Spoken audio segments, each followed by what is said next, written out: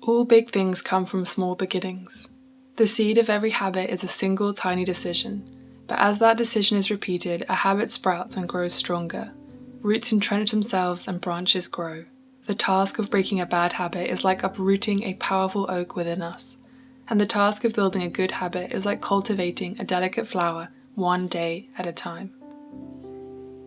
This quote comes from James Clear's Atomic Habits, which I've recently read. This book completely informed all the things that I did to implement habits into my life. And even though I've been building these habits over time for the last 3 to 4 years, this book really made me understand how I could implement habits, break bad habits, and build systems rather than goals. So full credit goes to this book for informing this video. If you're interested, I'll put it in the description. Hey guys, and welcome back to my channel. Thank you so much for joining me for another video. I hope you guys are doing okay. So today I wanted to bring you a video about zero waste habits I actually still do. And I made a video maybe a couple of weeks ago now about minimalist habits I actually still do, and that was pretty popular. So I thought after a couple of years being on this journey, I have picked up so many new things that I do, especially to be more sustainable. But I was questioning how many of those have actually become habits and have actually stuck. And so today I thought I would share with you some of those things, and I would love to hear about your habits as well. So these range from really simplistic things to pretty big life-changing things. And each habit starts with an ask. So in my head I would say, I want to be able to reduce as much impact or waste when I go grocery shopping to the supermarket. What can I do? That's my ask. What can I do? What habit can I implement to make that happen? So once I had decided on that action, I then decided on the habit. And the first one that really did become a habit was placing my bags in my basket and placing it in a very obvious place to give it visibility. So this was my action to help reduce my waste at supermarkets. I put my reusable bags in my basket. I created visibility by giving it a cue that was very obvious. So I'd put it on the back of my bedroom door, or I put it by my front door so I would not forget it when I go out. Habits are just simply actions that are compounded over time to become subconscious. Essentially actions that become automatic. When we want to implement a new thing into our life, our brain has to consciously understand this is what we're doing, and over time it recognizes that this is the pattern and it makes it subconscious. So a lot of the things we do every day are actually subconscious. I think I read somewhere like 75% of the things that we do are actually subconscious, habitual things that our brain has just automated. So that's pretty scary, but also pretty great to know that a lot of things that we want to do can become habitual simply with repetition. I worked really hard to implement this habit, and over time when it became automatic, I could then start to stab it hack?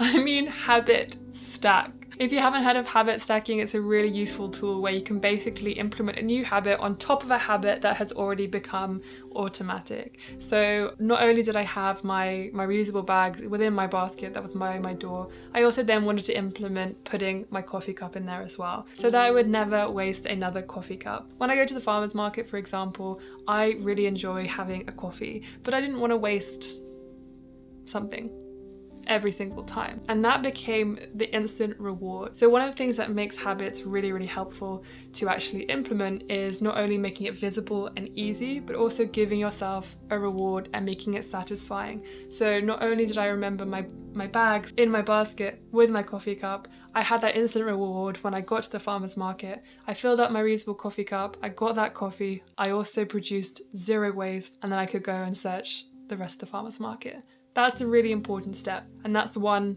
of the main reasons why all of those habits have really stuck with me. The next one is I wanted to reduce my impact by walking or cycling more, reduce the amount that I drove and took public transport, and really took advantage of the fact that I live in a city where things are really close together. So my ask was to reduce my waste by lowering my impact on transport and things like that, and my habit was finding ways to implement these modes of transport instead. Going to the gym every day was something that had already become habitual to me, but the mode of transport to get there was not yet. So I decided to, instead of driving or getting the bus, etc., I would walk or take my bike, which is about a 7-minute walk or about a half an hour it's about a 7-minute cycle or about a half an hour walk. And because I work from home and I can set my own task, this was something that felt very doable for me. But I needed to make this more rewarding, because simply feeling healthier or abstractly understanding that I was lowering my impact wasn't enough of a reward for me. And this is when I decided to start tracking my steps. So if you guys follow me on Instagram, and if you don't, you should, then I began to start tracking my steps to make sure I was getting 10,000 steps a day. So I would implement my habit by putting all my stuff, putting my shoes by the door, and a little note saying walk to gym.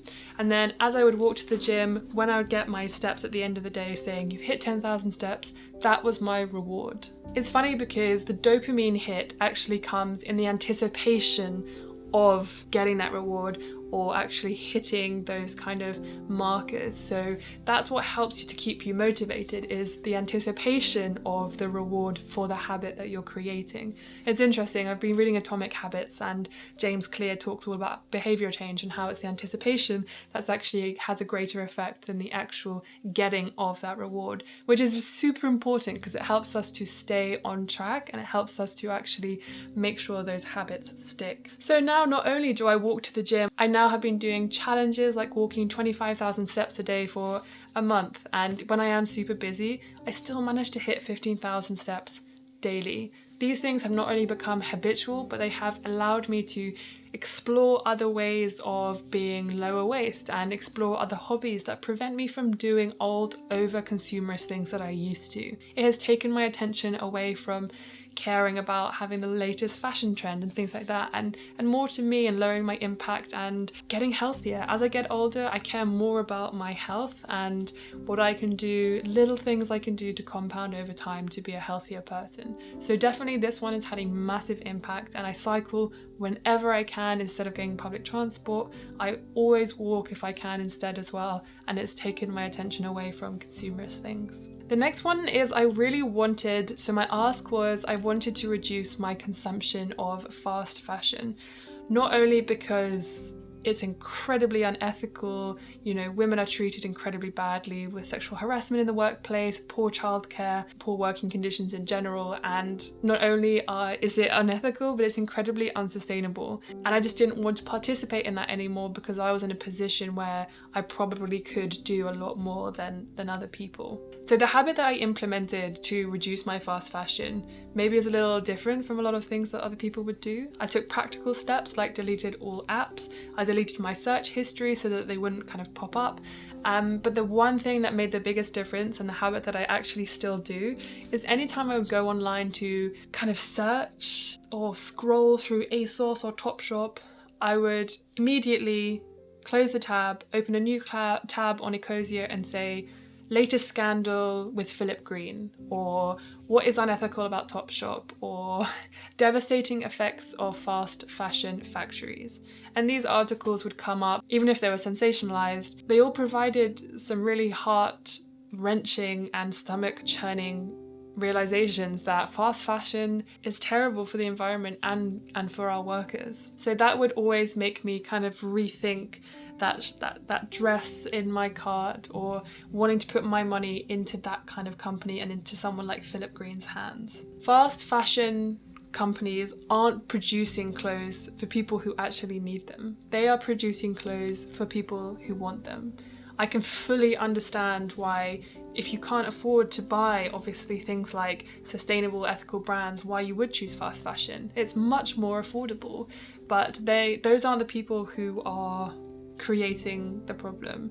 It's people like me who was over consuming. It's people like Philip Green that do not care about the implications of paying low wages and the environmental devastation of pulling out so many new items constantly. And as I am one of those people who was over consuming and was part of the problem, I knew that I had a responsibility and a possibility to do my best in not using fast fashion. And honestly, implementing this habit has helped me to really overhaul my fashion choices. I shop from thrift shops way more now because I know that my money is going somewhere more ethical.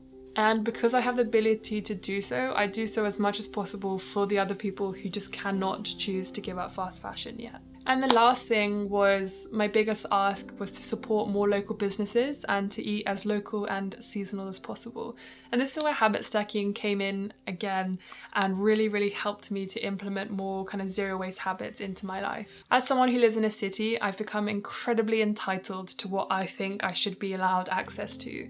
I was eating mangoes and bananas from Colombia, rice and you know, soybeans from China, and I was not taking into consideration any aspect of how far those things had to travel and how I wasn't putting money into local economy in the UK and all the food and the farmers that are growing items here. I took a really big look at that and thought, I need to start implementing habits that ensure that I'm actually supporting local, supporting seasonal and local food.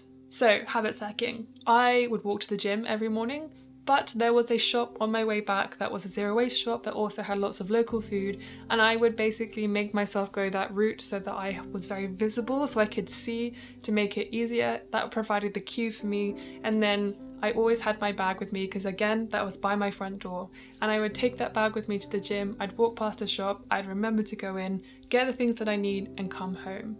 And when that became a habitual action, then I was able to add another thing on and stack those habits. And I wanted to help other companies like Oddbox, who help to reduce food waste by buying directly from farmers vegetables and fruit and stuff that would have otherwise been churned into the ground because they do not meet supermarket standards. And then you have Riverford, that is a co-op, I think, guy who owned Riverford basically sold it to all the employees. So it's an employee owned business, which is amazing. And they are based in Devon, and they make wonderful vegetable boxes that are all organic, and they also make recipe boxes, etc. They really do try to make everything as local as possible. They do get some things from Europe, but a lot of them are their own farms, and they have a much carbon neutral effect when they are bringing those things over. They're much more careful about, you know, how their food gets here compared to like Sainsbury's or Tesco's or whatever. Food services like this can also help with meal planning to help you reduce your food waste, and it definitely made me think, if I'm spending a bit more money on local and seasonal food, I'm going to be damn sure that I'm using every single one of those items and I'm not producing any food waste. Again, these habits are just simply things that were applicable to my situation and that I knew that I was able to do something about. This is why these are my main habits that I'm talking about today. This video would go on for so long if I did not, or if I just continue talking about all the habits that I do, but these for me were the biggest ones that have made the biggest difference. One last thing I want to leave you guys with is, if you want to break a bad habit, you have to make it conscious, because as I said before, habits are simply actions that are compounded over time to become automatic by our brains. So if you say things out loud and bring your mind to the consciousness of it, it does make a huge impact.